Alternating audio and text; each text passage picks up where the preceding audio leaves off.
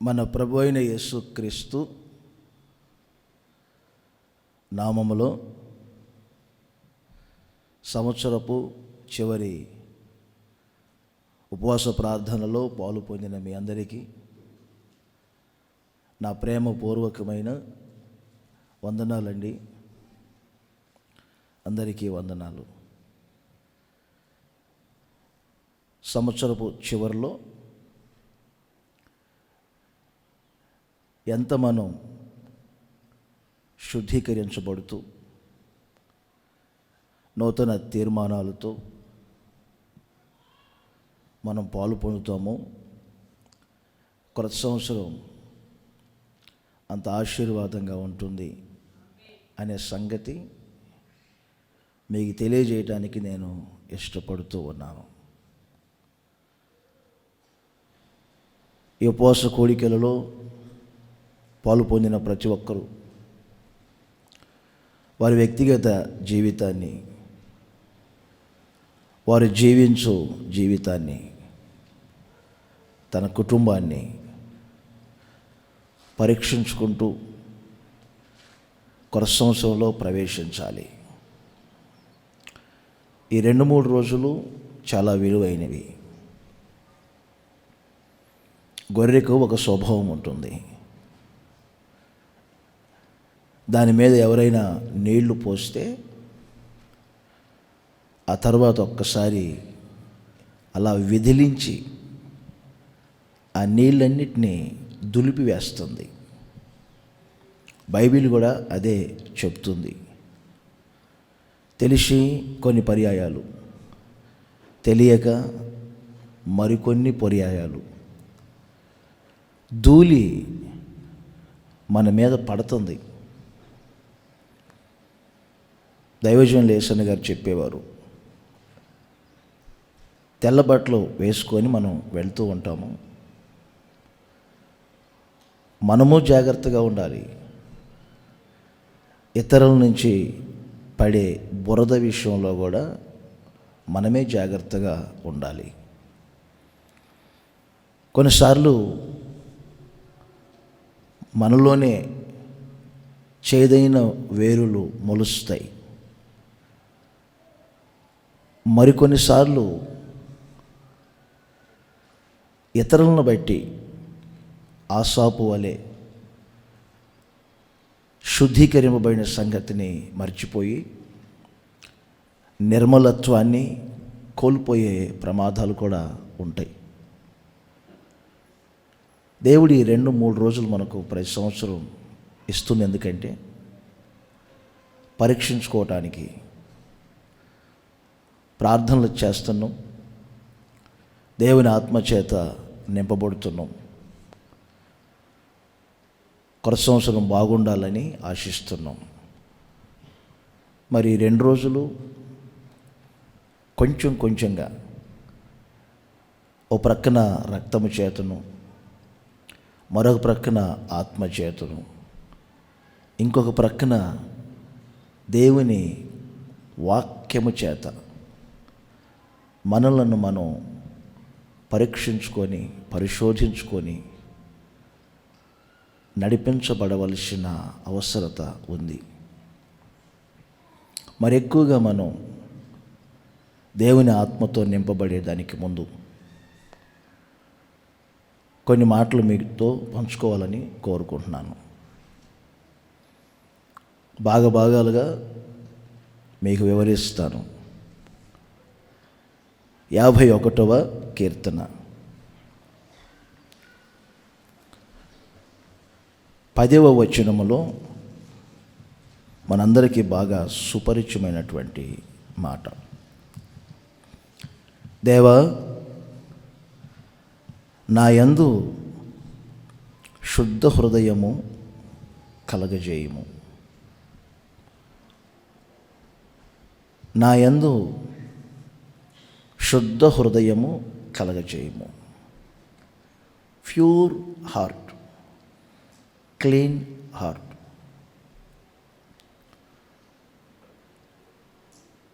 Bible చెప్తుంది, హృదయము మన జీవితాన్ని చూపిస్తుంటుంది. ఆదికాండం నుంచి ప్రకటన గ్రంథం వరకు మనం బైబిల్ని బాగా పరిశీలన చేస్తూ చదువుకుంటూ వెళ్తే హృదయంలో ఉన్న కొన్ని స్వభావాలను బట్టి వారి జీవిత నడవడి గడిచింది. కఠినంగా ప్రవర్తిస్తున్నారనుకోండి, బైబిల్ చెప్తుంది వారి హృదయము కఠిన హృదయము అని. గర్వంగా ప్రవర్తిస్తున్నారనుకోండి, బైబిలే చెప్తుంది భక్తులు హిజ్కియా వంటి వారు మనస్సున హృదయమున గర్వించారు, హృదయములో గర్వం ప్రవేశించింది. పాపముతో నడుస్తున్నారనుకోండి, బైబిలే చెప్తుంది వారి హృదయములో పాపము ఉన్నది అని. దేవుడు చేసిన అద్భుతాలన్నింటినీ, ఆశ్చర్య కార్యాలన్నింటినీ రుచి చూస్తూ మరి కాసేపట్లో మర్చిపోయారు అనుకోండి, వారి హృదయంలో వారు నమ్మిక ఉంచలేదు. ఇలా నేను చెప్పుకుంటూ వెళ్తే దుష్ట హృదయము, కఠిన హృదయము, గర్వ హృదయము, అస్థిరమైనటువంటి హృదయము, ఇలా హృదయమును గూర్చినటువంటి ఒక పూర్తి సమాచారం మనకు బైబిల్లో కనబడుతుంది. మనం జీవించే జీవితం మన హృదయంతో పెనవేసుకు ఉంటుందనే సంగతి వాస్తవం. నేను ఒక మాట చెప్తాను. దావీదు జీవితంలో ఒక పొరపాటు జరిగింది. తనకు అర్థమైంది, దేవుని సన్నిధికి ఇలాగే వచ్చి వారు ప్రార్థన చేసుకుంటూ ఉన్నారు. ఆ ప్రార్థనలో వాడిన మాట ఏమిటంటే, నా హృదయం అపవిత్రమైంది, నా మనస్సు చెరపబడింది, నన్ను మీరు ఉంచిన స్థితి వేరు, నన్ను పిలిచిన పిలుపు వేరు, నాకు ఇచ్చిన దర్శనం వేరు, నేను దాన్ని మర్చిపోయాను. గనుక నా స్థితిలో నేను నిలిచి ఉండాలని కోరుకుంటున్నాను. ఒక్కసారి మీ రక్తంతో కడుగుతారో, వాక్యంతో కడుగుతారో, మీ ఆత్మతో నన్ను నింపుతారో, ఈ సోపుతో కడుగుతారో నాకు తెలియదు, కానీ నా యందు శుద్ధ హృదయాన్ని నాకు కలగచేయి. నా యందు ఒక శుద్ధ హృదయాన్ని కలగచేయి. బయటికి వెళ్ళి మనం లోపలికి వెళ్ళామనుకోండి, చేతులు కాళ్ళు శుభ్రంగా కడుక్కుంటాం. ఉదయాన్నే లేవగానే నీళ్లతో మనం కడుక్కొని శరీరాన్ని స్వచ్ఛముగా ఉంచుకుంటాం. మరలా రాత్రి మురికి ఉన్నంతసేపు మనకు కొంచెం చిరాగ్గానే ఉంటుంది. ఆ మురికిని వదిలించుకోవటానికి శరీర శుద్ధీకరణ ఎంత అవసరమో హృదయ శుద్ధీకరణ అంత అవసరం. నేను అనను కానీ విలాప వాక్యములలో 4వ అధ్యాయం 7వ వచనాన్ని మీరు గమనించండి. 7వ వచనంలో చదువుతున్నారు, దాని గనులు హిమము కన్నా శుద్ధమైన వారు. ఎందుకు మనం మన జీవితాన్ని శుద్ధముగా ఉంచుకోవాలి? ఒకప్పుడు దేవుని ప్రజలు ఎలా ఉన్నారు?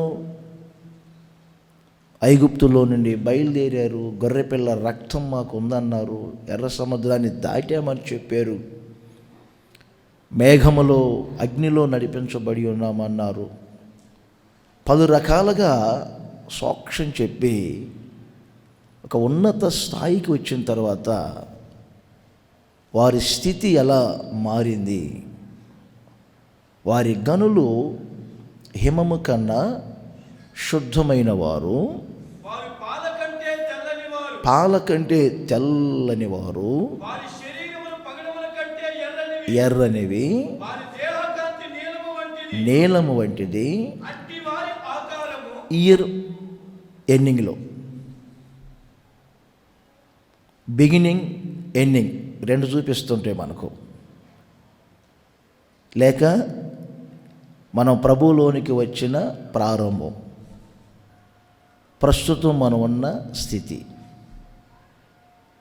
పాల కంటే తెల్లగాను, హిమము కంటే శుద్ధముగాను, పగడముల కంటే ఎర్రనిగాను, ఇలా నడిపించబడిన ఆకారం ఇప్పుడు ఎలా మారింది? బొగ్గు కంటే నలుపాయను. కారణం ఏమిటి? హృదయం గర్వించిందో, హృదయములో కఠినం బయలుదేరిందో, హృదయము దుష్టత్వముతో నిండి ఉందో, అపనమ్మకాల మధ్యలో ఉందో, నమ్మలేని పరిస్థితుల మధ్యలో ఉందో, హృదయములో వచ్చిన మార్పును బట్టి జీవిత నడవడిలో మార్పులు వచ్చాయి. హృదయములో వచ్చిన మార్పును బట్టి మనం అనుకుంటాం దావీదు తప్పు చేశారు, దేవుడు క్షమించారులేని.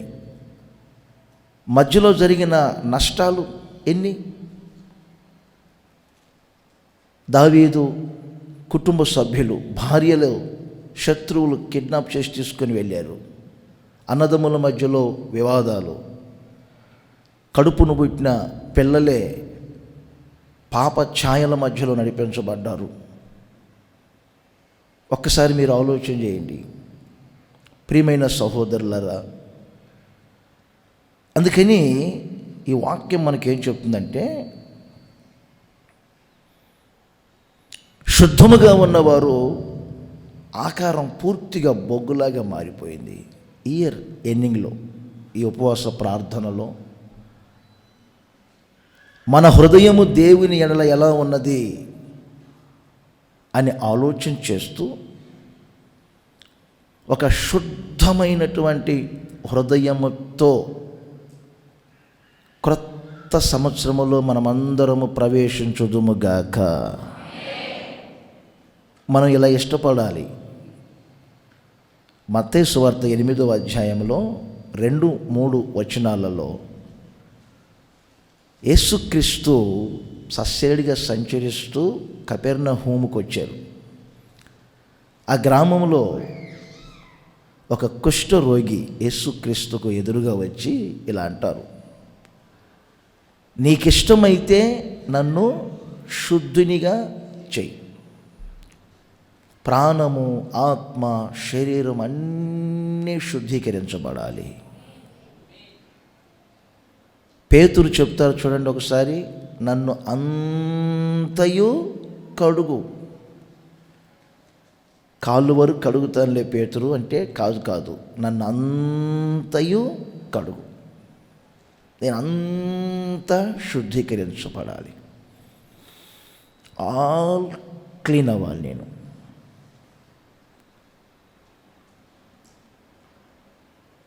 నా హృదయం కానీ, మనస్సు కానీ, నా శరీరం కానీ, నా సమస్తం క్లీన్ అవ్వాలి. యేసు ప్రభు కూడా ఇదే కోరుకుంటున్నారు. పిచ్చోడా, నాకు ఇష్టమే, నువ్వు శుద్ధుడు బాబు. సినిమాకి వెళ్తానంటే వద్దు అంటాను, కానీ క్లబ్లకు వెళ్తానంటే వద్దు అంటాను, పబ్బులకి వెళ్తానంటే వద్దు అంటాను, ప్యాకెట్కి వెళ్తానంటే వద్దు అంటాను, వడ్డీ వ్యాపారాలు ఇవి వద్దు అంటాను, ప్రేమిస్తాను ఆ అబ్బాయినంటే వద్దు అంటాను. ఇలాంటి పనులు చేస్తుంటే వద్దంటాను, కానీ ఒక వ్యక్తి శుద్ధుడవుతూ ఉంటే నేను ఎందుకు అయిష్టపడతాను? నాకు ఇష్టమే కదా. నువ్వు శుద్ధుడు, మంచి ఫ్యూచర్ ఉంది నీకు, మంచి ఫ్యూచర్ ఉంది రాబోయే రోజులు. రాబోయే సంవత్సరమే కాదు, రాబోయే రోజులు మంచి ఫ్యూచర్ ఉంది మీకు. ప్యూర్ హార్ట్, శుద్ధమైన హృదయముతో ఒక్కొక్కరిని ప్రభు నడిపించునుగాక. దేని ద్వారా అపవిత్రపరచబడ్డారో, ఎవరు అపవిత్రపరిచారో దాన్ని కూడా మీరు ఆలోచన చేయండి. మనము శుద్ధమైన వారిమో అశుద్ధమైన వారిమో అనేది మన నడవడి చెప్తుంది. మన హృదయాన్ని మనం స్కాన్ చేయలేం కదా. సామెతల గ్రంథములో 20వ అధ్యాయము మీరు 11వ వచనాన్ని చదువుతున్నారు, వినండి. ఇక్కడ ఒక మాట వ్రాయబడింది, బాలుడు సహితము. చూశారండి, మనం హృదయాన్ని స్కాన్ చేయలేం కదండి. మనస్సును మనం స్కాన్ చేయగలుగుతామా? నేను ఒక మాట చెప్పేదా, గుండెను స్కాన్ చేస్తారు, ఎక్స్రే తీస్తారు, ఎలా కొట్టుకుంటుందో చెప్తారు, దానికి ఏమైనా రంధ్రాలు పోయినాయో అవి కూడా చెప్తారు. అప్పుడప్పుడు పిల్లలను తీసుకొని తల్లిదండ్రులు వస్తారు, గుండెకి బెజ్జముందంట, గుండెకి బెజ్జముందని. గుండెకి బెజ్జముందో చెప్పగలుగుతారు, గుండెలో ఏమండి ఎలా కొట్టుకుంటుందో గుండె మనకు చెప్పగలుగుతారు. మంచిది. మన గుండె లేక హృదయము స్వభావాన్ని ఎవరు స్కాన్ చేయగలుగుతారు?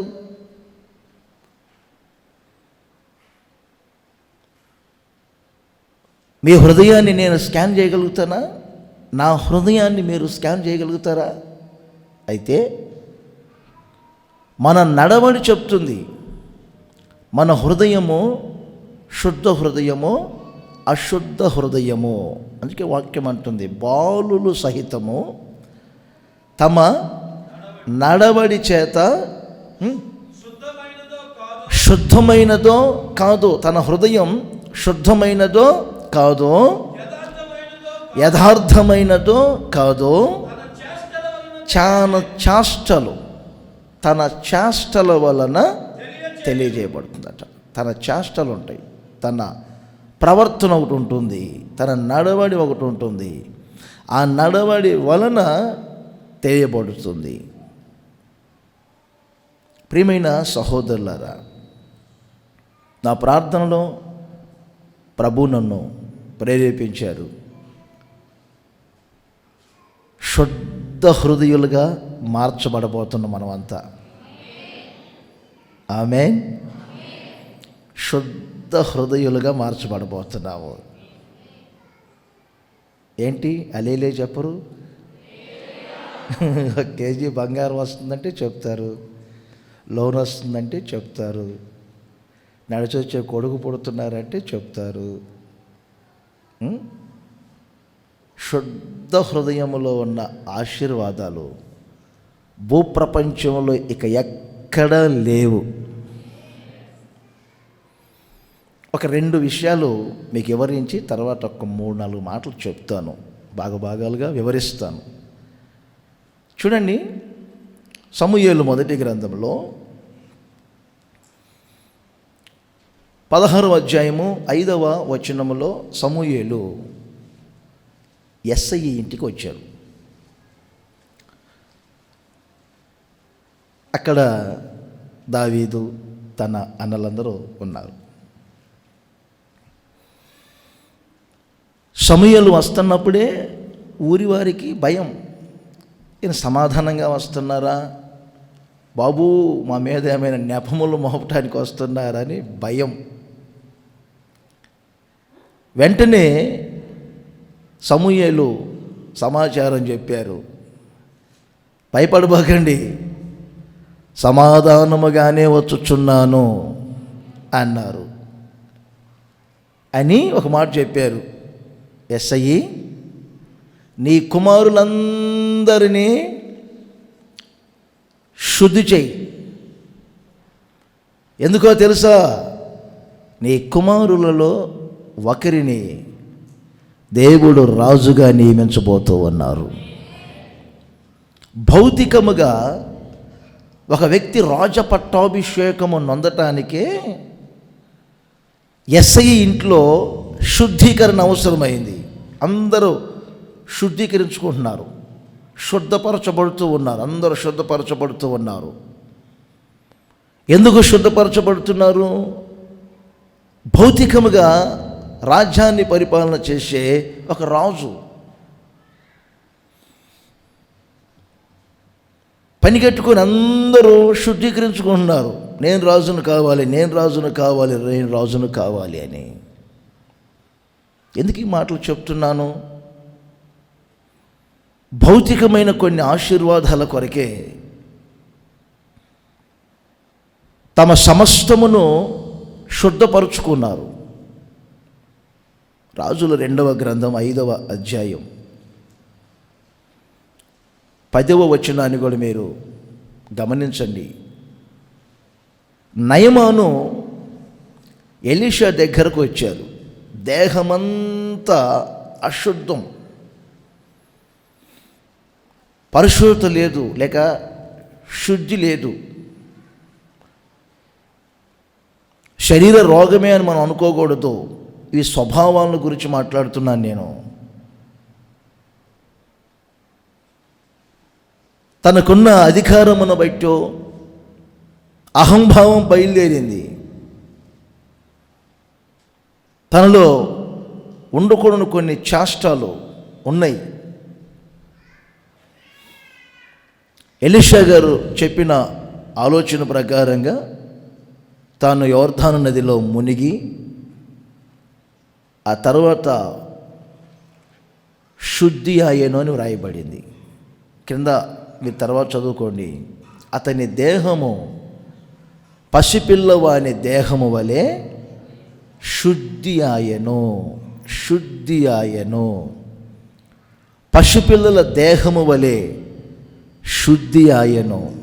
ప్రభు చెప్తున్నారు, మీ హృదయమును దేవుడు ఆ విధముగా శుద్ధపరచబోతూ ఉన్నారు. మీ మనస్సును ఆ విధంగా దేవుడు శుద్ధపరచబోతూ ఉన్నారు. మీ తలంపులను, ఆలోచనలన్నింటినీ దేవుడు శుద్ధీకరించబోతూ ఉన్నారు. అరికాళ్ళు మొదలుకొని తల వరకు ఒక్కొక్కరు పసిపిల్లవాని దేహము వలె, పసిపిల్లవాని స్వభావం వలె స్వభావాలన్నీ పరిశుద్ధపరచబడబోతున్నాయి, శుద్ధీకరించబోతున్నారు.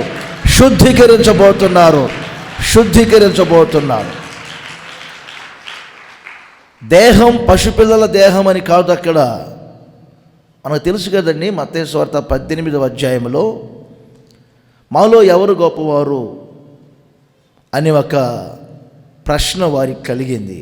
అప్పుడు యేసు ప్రభు అంటారు, వారి మధ్యన ఒక బిడ్డను ఎత్తుకొని, మీరు మార్పు నొంది ఇదిగో ఈ బిడ్డల వలె మార్చబడితే అప్పుడు మీరు దేవుని రాజ్యంలో గొప్పవారు అవుతారు. మార్పు నందటం అంటే అందరు చిన్నపిల్లలాగా పుట్టమని కాదు. చిన్న పిల్లల యొక్క స్వభావం, పాపము ఎరగని ఆ లేత వయసులో లేక పుష్టిన ఆ పసిపిల్లల యొక్క స్వభావం ఎలా ఉంటుంది, అలా మార్చబడాలి అనే ఉద్దేశంగా వాక్యం చెప్తుంది. ఎస్ఐ ఇంట్లో శుద్ధీకరణ జరిగింది. నయమానుకు ఒక శుద్ధీకరణ జరిగింది.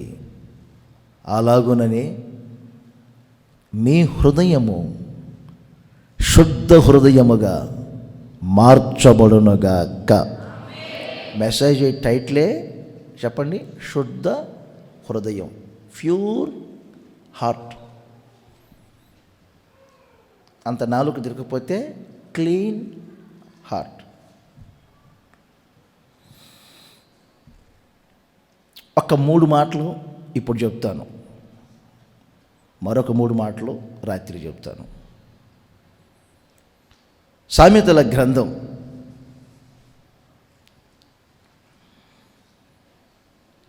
22వ అధ్యాయం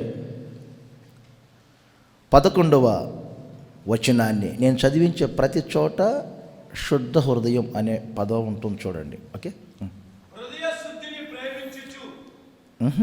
మంచి మాటే. మరొకసారి అందరు చదవండి. నోట్లో కొనుక్కోకూడదు, చదవమన్నప్పుడు గట్టిగా చదవాలి. చదవండి. ఎవరు ప్రేమిస్తారు?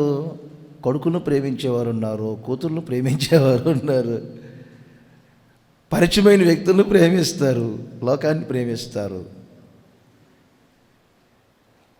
మరి హృదయ శుద్ధిని ప్రేమించేవారు ఎవరండి? మరొకసారి చెప్పేదా, హృదయ శుద్ధిని ఎవరు ప్రేమిస్తారు?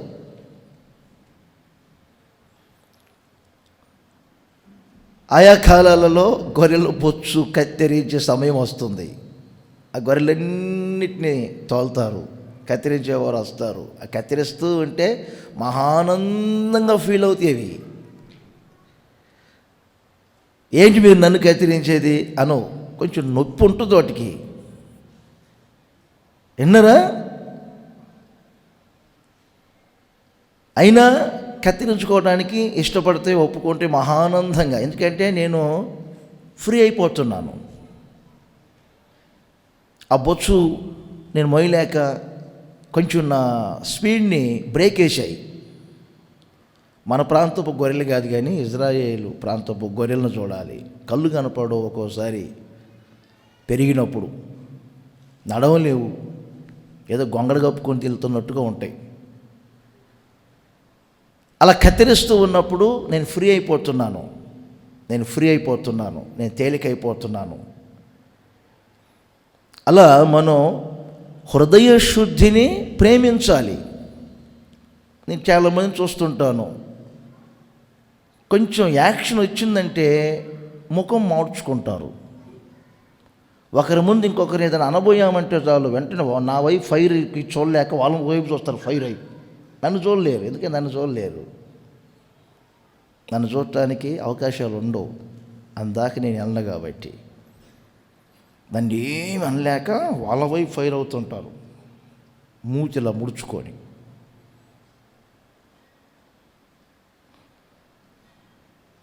మంచి చెబుతున్నప్పుడు, హృదయ శుద్ధిని గురించి చెప్తున్నప్పుడు ప్రభు దాన్ని మనం ప్రేమించాలి, దాన్ని మనం రిజెక్ట్ చేసుకోకూడదు, యాక్సెప్ట్ చేయాలి దాన్ని మనం. తర్వాత ఏం జరుగుతుందని అంటారు మీరు? మంచి మాట ఉంది అక్కడ, హృదయ శుద్ధిని ప్రేమించొచ్చు,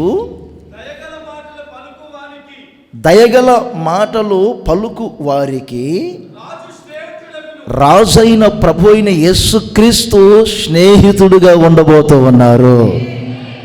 ఆయన మనకు స్నేహితుడిగా ఉండబోతున్నారు. ఎవరికి ఆయన స్నేహితుడిగా ఉంటాడు? హృదయ శుద్ధిని ప్రేమించు వారికి. నా హృదయం శుద్ధీకరించబడాలి, నా మనసు శుద్ధీకరించబడాలి, నా ప్రాణము, ఆత్మ, శరీరం అంతా శుద్ధీకరించబడాలి. ఎస్ఐ ఇంట్లో జరిగినటువంటి శుద్ధీకరణ నాలో జరగాలి, నయమానుకు జరిగిన శుద్ధీకరణ నాకు జరగాలి, నా స్వభావాలన్నీ మారిపోవాలి, నా హృదయం అంతా నూతనం కావాలి, నా అంతరంగం అంతా నూతన పరచబడాలి, నా హృదయము శుద్ధీకరించబడాలి. హిమము కంటే నేను శుద్ధముగా మార్చబడాలి, పాల కంటే తెల్లగా నేను మార్చబడాలి, పగడముల కంటే ఎర్రగా నేను మార్చబడాలి అని ఎవరైతే తన హృదయ శుద్ధిని ప్రేమిస్తారో అలాంటి వ్యక్తులకు యేసుక్రీస్తు స్నేహితుడవుతాడు. వ్యతిరేక పదం చెప్పండి, శత్రువు. మీ వ్యక్తిగత కుటుంబ సంఘ పరిచర్య పాలనలో దేవుడు మనకు శత్రువు కాకూడదు.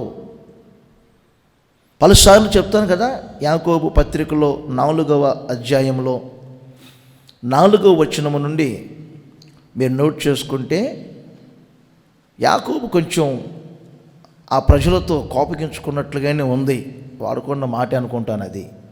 వ్యభిచారులైన చెడ్డతరము వారులారా, ఈ లోక స్నేహము దేవునికి వైరమని మీరు ఎరగరా? ఎవరైనాను లోకమును స్నేహించిన ఎడల అలాంటి వ్యక్తులు దేవునికి శత్రువులవుతారు. శత్రువు మనల్ని ఎలా ఆశీర్వదిస్తాడు? కనికరిస్తాడు, కృప చూపుతాడు, దయ చూపుతాడండి. శత్రువు మనల్ని ఆశీర్వించలేడు కదండి. దేవుణ్ణి మనం శత్రువులుగా చేసుకోవచ్చా?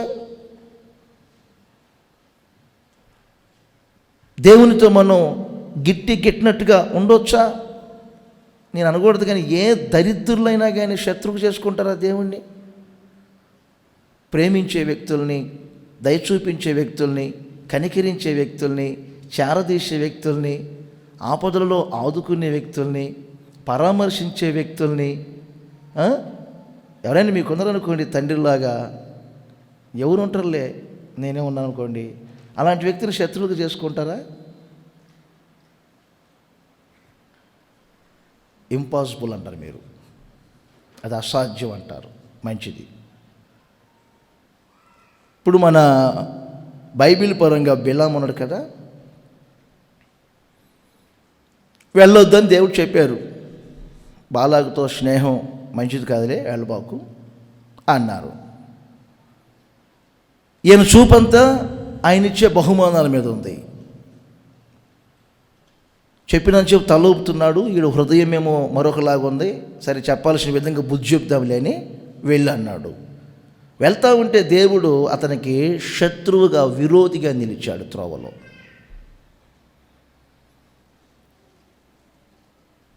నీ గాడిద గమనించి ఆగింది, లేకపోతే దూషణ ఖడ్గము చేత పట్టుకొని ఉన్నటువంటి వ్యక్తి నిలబడ్డారు.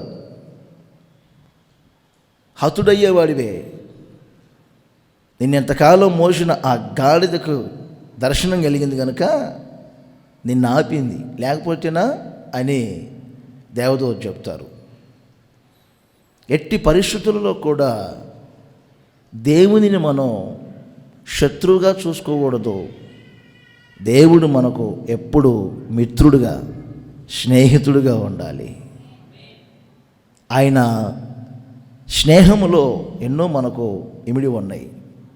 ప్రభువే చెప్తారు కదండి ఒకసారి, నేను మిమ్మల్ని దాసులుగా చూసి దూరంగా ఉంచను. దాసుడు యజమానుడు చేసే వాటన్నిటినీ గుర్తించలేడు కదా. అందుకని నేను మిమ్మల్ని స్నేహితులు అని పిలుస్తున్నాను. నా హృదయం మీ హృదయముతో కలిసిపోవాలి, మీ హృదయం నా హృదయముతో కలిసిపోవాలి. మనమంతా పెనవేసుకున్న ఒక చక్కని అనుబంధం కలిగి ఉండాలి. బైబిల్లో దుష్టుడైన అహజ్యాతో స్నేహం చేసి దేవుని శత్రువు చేసుకున్నటువంటి వ్యక్తులు కూడా లేకపోలేదు. పితరులు ఎందరో ఉన్నారు.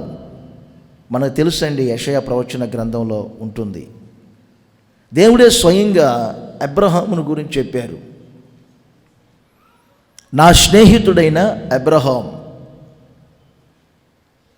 మరి అబ్రహాం ఎవరు? ఆదికాండం 17వ అధ్యాయం ప్రారంభ వచనాలన్నీ మీరు చదువుకుంటే అప్పుడు దేవుడు అతనికి ప్రత్యక్షమయ్యి మాట చెప్తారు. అబ్రహాము, నేను నీకు కేడము, నేను నీకు బహుమానము. 15, 17 రెండిట్లో ఉంటాయి అని చెబుతూ ఒక మాట అంటారండి. నా సన్నిధిలో నీవు నిందారహితుడవై ఉండుము. నిందారహితుడంటే అదే, మనసులో హృదయములో ఎక్కడ అశుద్ధత లేకుండా ఒక శుద్ధీకరించబడిన అనుభవం కలిగి ఉండు. నిందారహితమైన జీవితం అబ్రహాం చేశారు గనుకనే అబ్రహాము దేవునికి స్నేహితుడిగా మార్చబడ్డారు. రాబోయే రోజులన్నీ దేవుడు మనకు స్నేహితుడిగా ఉండబోతూ ఉన్నారు. నీకు స్నేహితుడిగా ఉండబోతున్నారు, నాకు స్నేహితుడిగా ఉండబోతున్నారు. ఏ ఒక్కరికి ఆయన శత్రువుగా ఉండకూడదు. శత్రువుగా ఉన్న రోజులు ఇక చాలు. చాలు. అశుద్ధతకు చోటిచ్చి రోగాలు తెచ్చుకున్నారు. అశుద్ధతకు చోటిచ్చి కరోనా వైరస్ని కూడా తెచ్చుకున్నారు. అశుద్ధతకు చోటిచ్చి ఏమండి అప్పులు, సమస్యలు, ఇరుకులు, ఇబ్బందులు ఇక చెప్పలేను నా నోటితో అన్ని తెచ్చుకున్నారు. ఇక చాలు, ఇక చాలు. ఇక మీదట నా దేవుడు స్నేహితుడిగా ఉండాలి మనకు. మనందరికీ బాగా సుపరిచయమైన మాట మత్తయి సువార్త 5వ అధ్యాయం 8వ వచనం.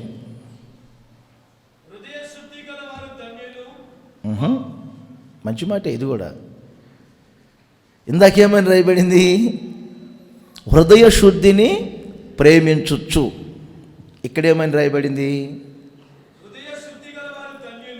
హృదయ శుద్ధి గలవారు ధన్యులు. ఏమిటి వీరి ధన్యత? ఏమండి ఒక మాట మీకు చెప్పేదా? ఏమిటి వీరి ధన్యత? ధన్యుడు, ధన్యుడు, ధన్యుడు అని ఎవరిని అంటారండి? ఇన్ని రోగాలతో ఉన్నవారిని ధన్యులు అంటారా? ఇన్ని అప్పులు ఉన్నవారిని ధన్యులు అంటారా? ఇన్ని బాధలు ఉన్నవారిని ధన్యులు అంటారా? ఎవరిని ధన్యులు అంటారు? ఆశీర్వాదముగా ఉంటే ధన్యవచనాలు వస్తాయి. సిస్టర్ మేరీ ఆ రోజున తన ప్రేయర్లో చెప్పారు, ఇది మొదలుకొని అన్ని తరముల వారు నన్ను ధన్యురాలు, ధన్యురాలు, ధన్యురాలు, ధన్యురాలు అనబోతున్నారు. కారణం ఆ యేసుక్రీస్తుకు నేను జన్మనిస్తున్నాను. ఇక్కడ నోట్ చేయండి మీరు. హృదయ శుద్ధి గలవారు ధన్యులు. నెక్స్ట్ 1, వారు దేవునిని చూచెదరు. మొదట ఏం చెప్పాను? స్నేహం. రెండోది ఏంటి? దేవునిని చూచెదరు. ఎవరు దేవుణ్ణి చూస్తారు? హృదయ శుద్ధి, శుద్ధ హృదయం. మీలో ఎవరైనా ఎప్పుడైనా దేవుణ్ణి చూశారా? చాలామంది తెలియక దేవుడు అసలు ఎవరు కనపడరు అంటాడు. వాస్తవమే. యోహాను కూడా పత్రిక రాస్తూ అదే అంటారు, దేవుణ్ణి ఎవరు ఎప్పుడు చూడలేదు. మంచిది, అలా అని ఆగుదామా? ఆయన రొమ్మున నుండు అద్వితీయ కుమారుడైన యేసుక్రీస్తు మాత్రమే ఆయనను బయలుపరిచెను. విన్నరా? దేవుడే యేసుక్రీస్తు, యేసుక్రీస్తే దేవుడు. ఆయన లోకానికి చెప్పండి మానవ శరీరముతో అవతరించాడు. ఆయనే దేవుడు, ఆయనే దేవుడు. ఆ దేవునితో ఆ రోజున నడిచిన వారు లేరా? ఆ దేవుని స్పర్శను అనుభవించిన వారు లేరా? ఆ దేవుని తాకిన వారు లేరా? యోహాను తన మొదటి పత్రికలో 1వ అధ్యాయము వరుసగా 3 మాటలు రాస్తాడండి.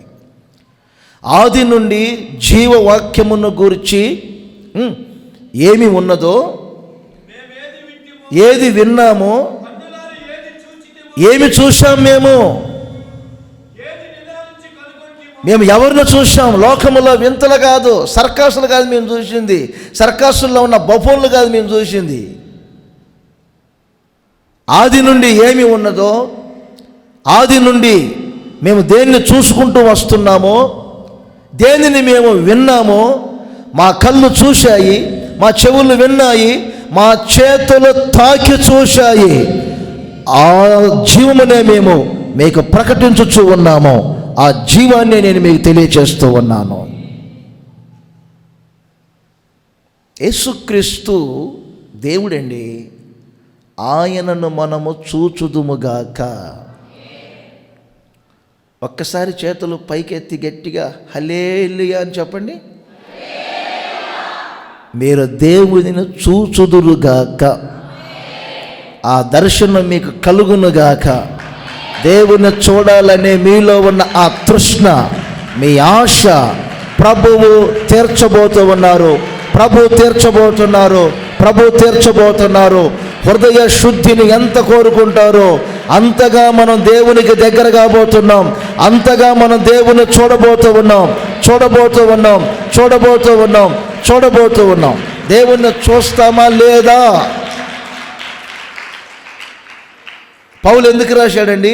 హెబ్రీ పత్రిక 12వ అధ్యాయం 14వ వచనాన్ని ఏమని రాశాడు? మీరు నోట్ చేయండి ఆ మాట.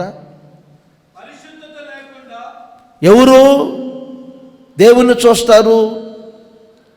హృదయ శుద్ధిని కోరుకుంటూ ప్రేమిస్తూ ఉన్నటువంటి వ్యక్తులు చెప్పండి, దేవునిని చూచెదరు. అక్కడ శుద్ధత లేకపోతే ఎవరు దేవుణ్ణి, ప్రభువును చూడలేరని వ్రాయబడింది. అంటే అర్థమేమిటి?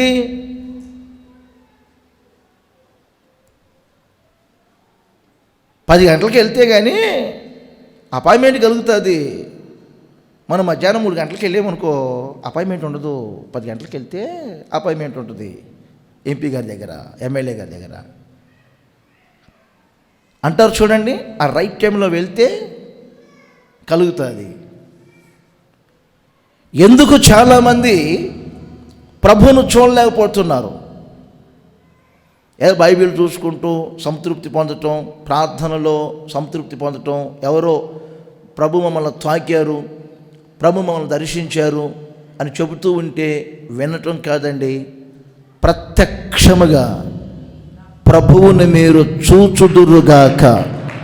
ఈ ఉపవాస కూడికలలో అలాంటి దర్శనాన్ని ప్రభు మీకు ఇవ్వబోతూ ఉన్నారు. ప్రభు యొక్క శక్తిని మీరు అనుభవించబోతున్నారు, ప్రభావాన్ని మీరు అనుభవించబోతున్నారు, ఆయన యొక్క స్పర్శను మీరు అనుభవించబోతూ ఉన్నారు. నిశ్చయముగా నా ప్రభువును మీరు చూచుదురుగాక.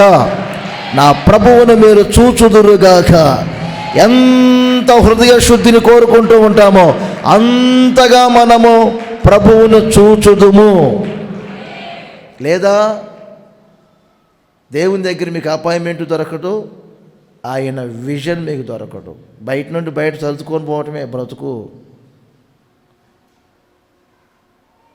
డాడీ డాడీ డాడీ డాడీ అనుకుంటూ ఉండేవాడు. ఎవరు? అబ్షాలోము.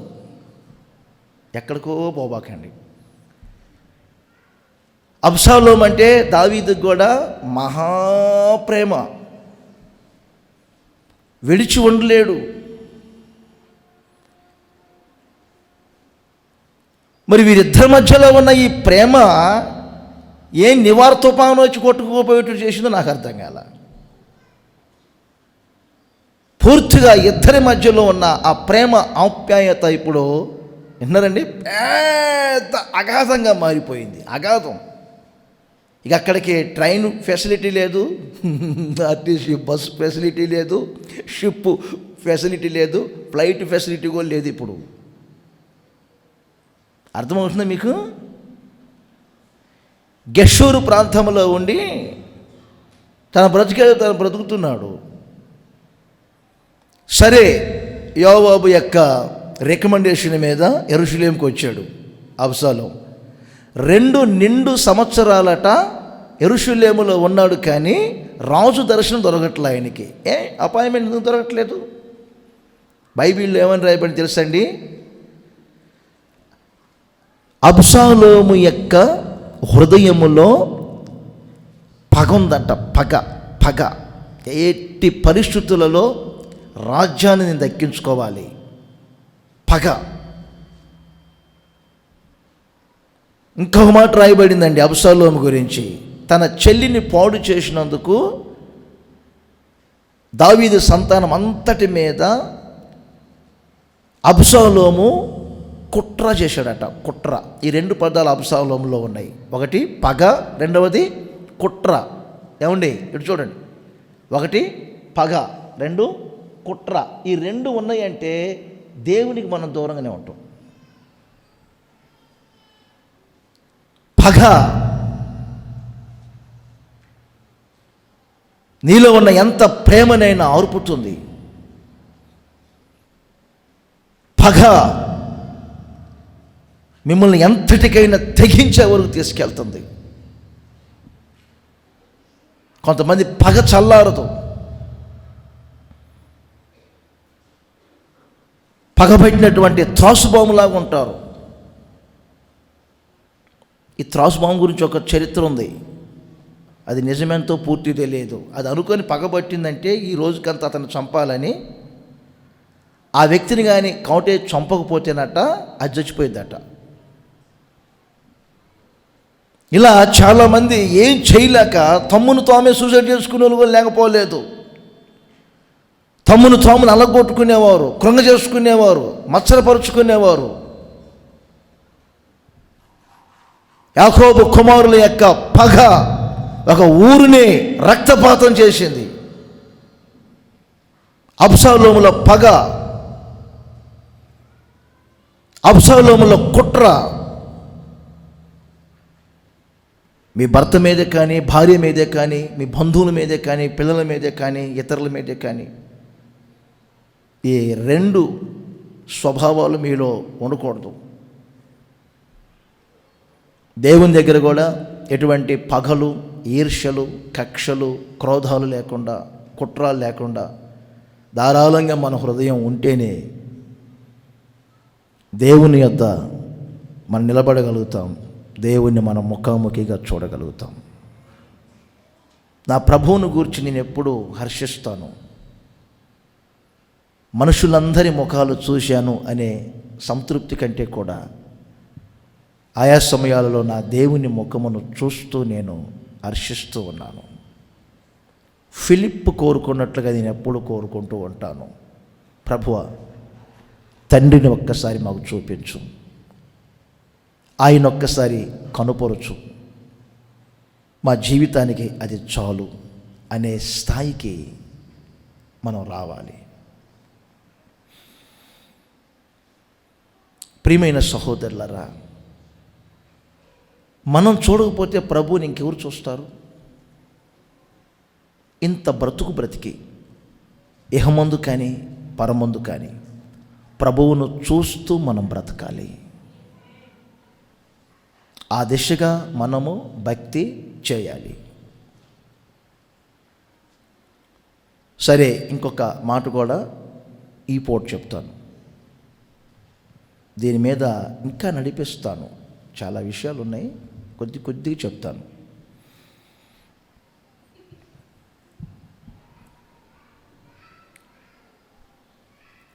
తిమోతి 2వ పత్రిక 2వ అధ్యాయం 22వ వచనాన్ని నోట్ చేయండి. తెలుగులో కొంచెం ఇలా ఉంటుంది, ఇంగ్లీష్లో సరిగ్గా ఉంటుంది. యవనేచ్ఛల నుండి పారిపోము. నోట్ చేయండి ఆ మాట. దీనికి ఇంకొక మాట, శుద్ధ హృదయులై, పవిత్ర హృదయులై. చూడండి, ఇప్పుడు ఈ ఉపవాస ప్రార్థనలో కానీ, పరిశుద్ధులతో కానీ, పరిశుద్ధులైన సేవకులతో కానీ, దేవుని బిడ్డలందరితో ఎలా ప్రార్థన చేయాలి? ప్రార్థన చేసే గుంపెవరు? ప్రార్థన చేస్తూ దేవుణ్ణి ఆరాధన చేస్తూ సేవిస్తున్న ఆ గుంపెవరు? ప్రార్థన చేసే వారితో కూడా, ప్రార్థన చేసే వారితో కూడా, మరొకసారి చెప్తున్నాను, ప్రార్థన చేసే వారితో కూడా ఎలా ఉండాలట? శుద్ధ హృదయులై మీరు నిలిచి ఉండాలి. నిలిచి ఉండి నీతిని, విశ్వాసమును, ప్రేమను, సమాధానమును వెంటాడాలి. ఎవరు శుద్ధ హృదయముతో ఉంటారో వారి ప్రార్థన యథార్థమైనటువంటి ప్రార్థన. ఇంకొకసారి అందరు చేతులు పైకెత్తి హల్లెలూయా అని చెప్తారా? మనం రకరకాలుగా ప్రార్థనలు చేస్తుంటాము, రకరకాల ప్రార్థనలు చేస్తుంటాము. 66వ కీర్తనలో వ్రాయబడింది,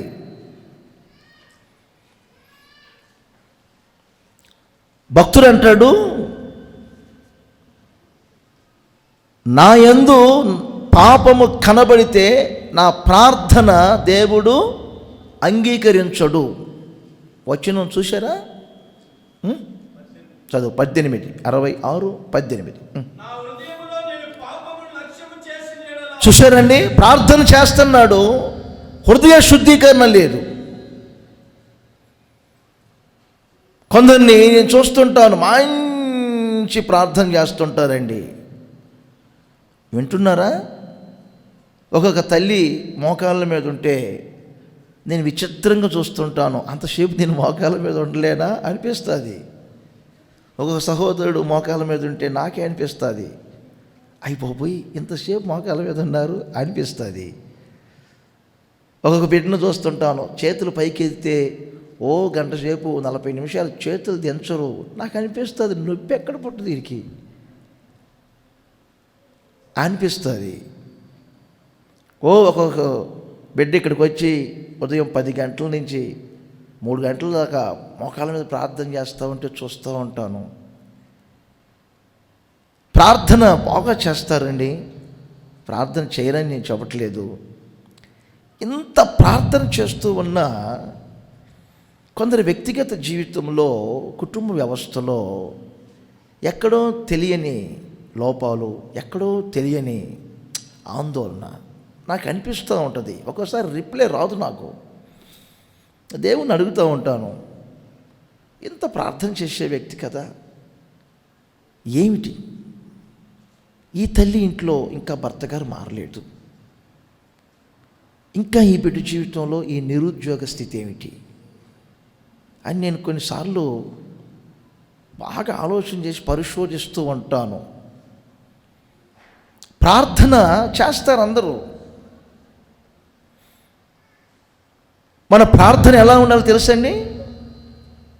శుద్ధ హృదయముతో ఉండాలి. ఇక్కడ ప్రార్థన ఎలా ఉందండి? ప్రార్థన చేస్తున్నాడు, కానీ హృదయములో ఏమున్నది? పాపం ఉన్నది.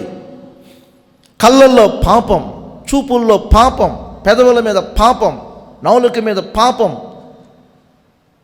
సర్వ శరీరం అంతా పాపం వ్యాపించింది. పాపం కోరలు విప్పింది.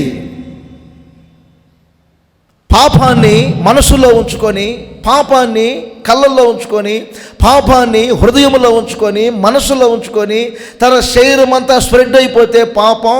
అలాంటి వ్యక్తి గంటల తరబడి ప్రార్థన చేసిన, రోజంతా చేసిన, నెలంతా చేసిన, జీవితకాలం అంతా చేసిన ఆ ప్రార్థన దేవుడు అంగీకరిస్తారా?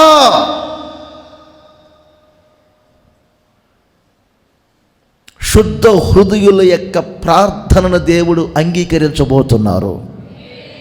యోబు గ్రంథములో ఒక మంచి మాట నాకు కనబడింది. 16వ వచనం చదువుతున్నారు, ఒక్కసారి వినండి. మంచి మాట ఉంది.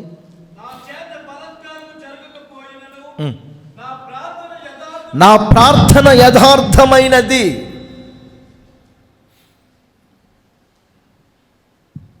నా ప్రార్థన యథార్థమైనది. అందుకే ఇప్పుడు నేను ఒక స్థితిలో ఉన్నాను. ఏ స్థితిలో ఉన్నాను తెలుసా? నేను ఎవరిని వెంటాడుతున్నానో తెలుసా? ఇప్పుడు ఏమి అనుభవిస్తున్నానో తెలుసా? నేను ఇప్పుడు నీతిని వెంటాడుతున్నాను, విశ్వాసమును వెంటాడుతున్నాను, ప్రేమను వెంటాడుతున్నాను, నేను ఇంకా సమాధానమును వెంటాడుతున్నాను. నా వ్యక్తిగత జీవితంలో నీతి, సమాధానం, విశ్వాసము, ప్రేమ నిలిచి ఉన్నాయంటే కారణం నా ప్రార్థన యథార్థమైనది. ఇప్పుడు చెప్పొచ్చుగా అందరు, గట్టిగా చేతులు ఊపుతూనే చెప్పొచ్చుగా అందరూ అనండి, నా ప్రార్థన యథార్థమైనది. తప్పనిసరిగా మీ ప్రార్థనలో యథార్థత ఉంటే, మీ ప్రార్థన కపటంతో కూడింది కాకపోతే, మీ ప్రార్థన దేవుడు అంగీకరిస్తారు. నీతి, విశ్వాసం, ప్రేమ, సమాధానముల యొక్క స్థితిలో మీరు ఉండబోతున్నారు. కొందరి ప్రార్థన ఎలా ఉంటుంది? నేను ప్రార్థనలో కూడా ఎన్నో పాయింట్స్ రాశాను, ఎప్పుడైనా చెప్తామని. ఏమండి, స్వనీతిని అగపరిచే ప్రార్థన ఉంది.